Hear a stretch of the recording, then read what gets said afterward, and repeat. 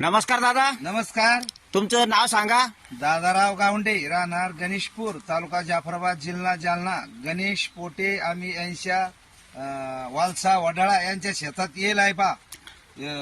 नागाटी नाही, रुट्या नाही, बिना खर्ची शेती पा. कदरला आपला जीव शेतीला पैसे लावलो, हे एकदम नंबर एक काम आहे पा. या ठिकाणी खडक आहे, सूत खडक, आता या ठिकाणी बघू शकता, हे पहा पूर्ण खडक आहे डायरेक्ट खडक आहे.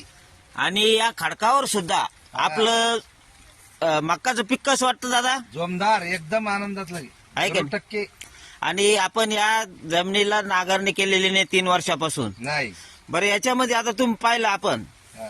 तर याच्यात मक्का शेजारी आपले तुरी कपाशीचे खोड आहे की नाही आहे? कपाशीचे खोडे आहे, तुरीचे खोडे याच्यात. साहेबींचे काही राहू शकत नाही खोडं, पण तुरीचे कपाशीचे खोडे पाहिजेत.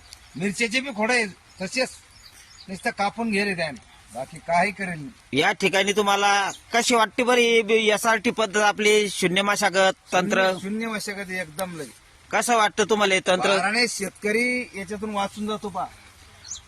शेतकऱ्यांनी हे बिना नांगरणी शेती तिकडंच वळायला पाहिजे पा शेतकऱ्यांना, बिना खर्ची मध्ये. आहे का नाही? धन्यवाद दादा, तुम्ही आज आमच्या शेतीला भेट दिली त्याबद्दल मी तुमचा खूप खूप आभारी आहे. धन्यवाद. धन्यवाद.